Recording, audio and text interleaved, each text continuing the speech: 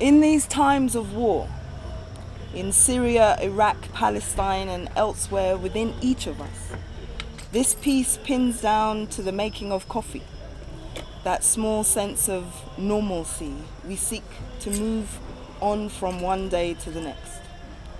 The writing emerged from a reading of Mahmoud Darwish's Memory of Forgetfulness, August, Beirut, 1982. Memory of Forgetfulness is one of Palestinian poet and writer Mahmoud Darwish's best known works. It is a prose poem where Darwish uses symbolism of birth, death, and coffee and doves to discuss the fear of existence during the Lebanese civil war and the Israeli invasion of Lebanon. Boiling coffee, burning Beirut.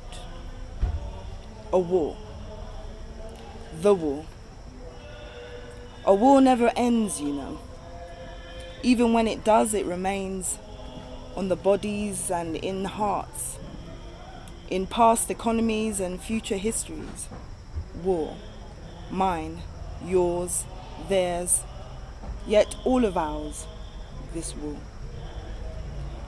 From a to be or not to be, to this or that, to choices and cliched existentialisms, this conflict within and without is a wake-up call.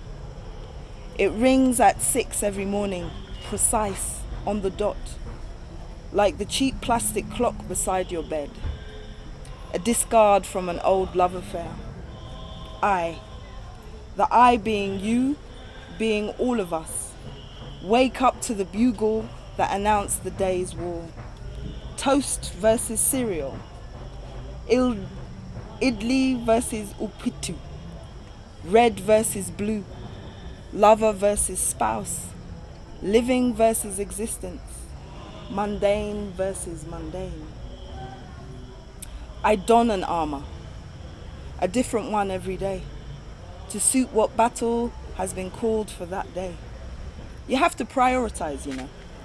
A city can be unforgiving at times like this. The metal in these buildings, the skies, in these roars, in what kills you on the front line. Even when it keeps you alive, it takes you away. The metal, garnished with your dreams and individual minds, preparing a feast for metal, the master. But before I am battle ready, they don't leave me a choice. They let me have 5 minutes. Please, 5 minutes, please. This is all Mahmoud Darwish asks for. This is all I need too. Just 5 minutes to do that one thing that matters. After that, I don't care. They don't leave me a choice. I will battle the day, the world, you. I need 5 minutes to place this dawn, or my share of it, on its feet and prepare to launch into this day born of howling. I was born in a coffee estate. I grew up on the way it smelled. And right now, I want the aroma of coffee. For it is the only aroma of coffee that I have between this morning and the chaos that will soon take over on the streets and in the nerves of my mind.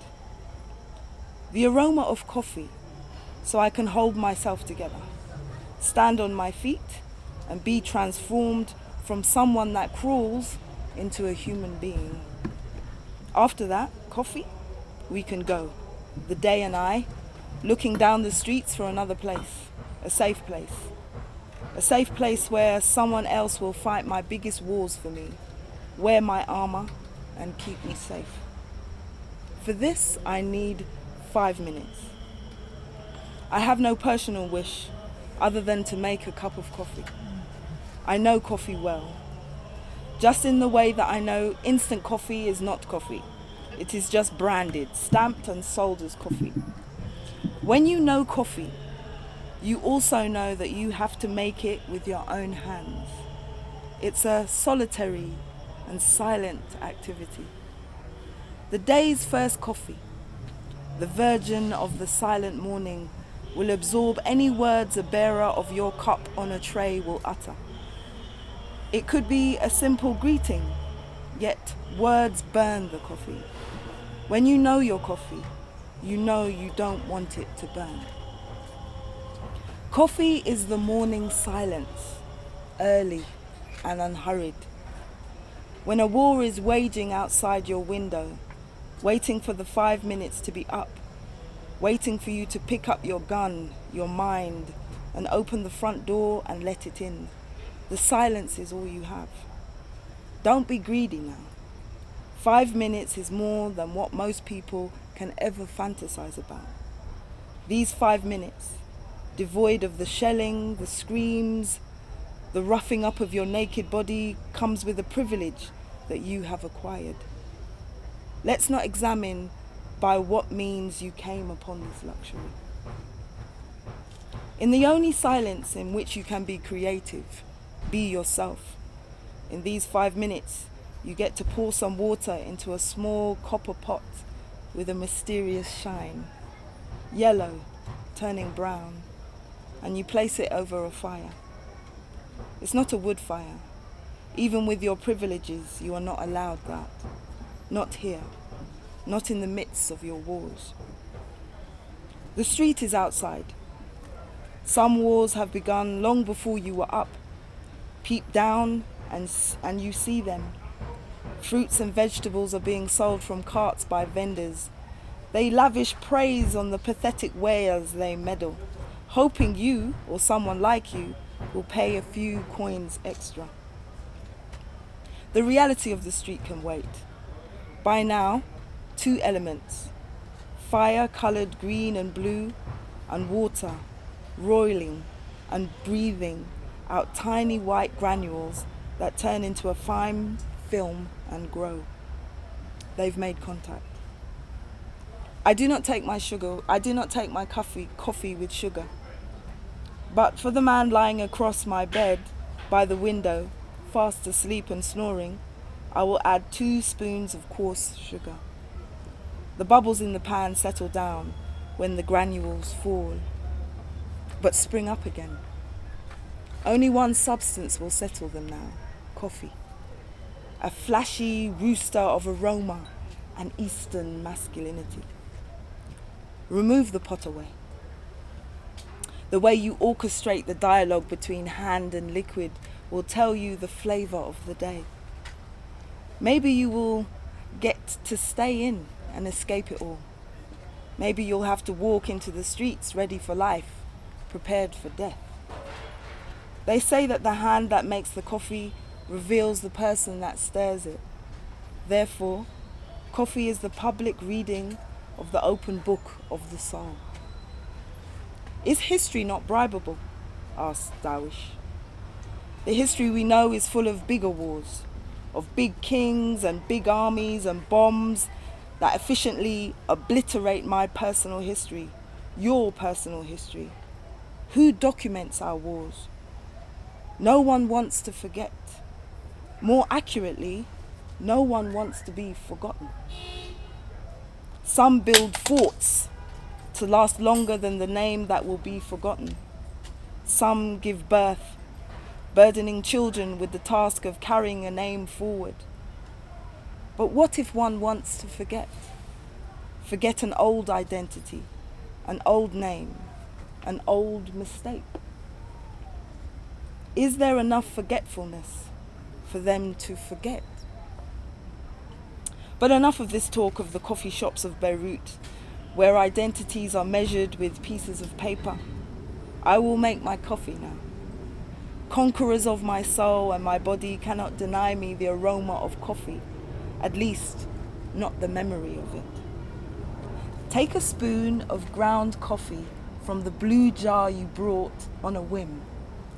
It cost you a day's wage, and let it fall on the spluttering surface of the boiling water. Stir clockwise, up and down. Add another spoonful. Stir up and down, counterclockwise. Add another spoonful. Remove the pot from the low fire between these spoonfuls. Bring it back.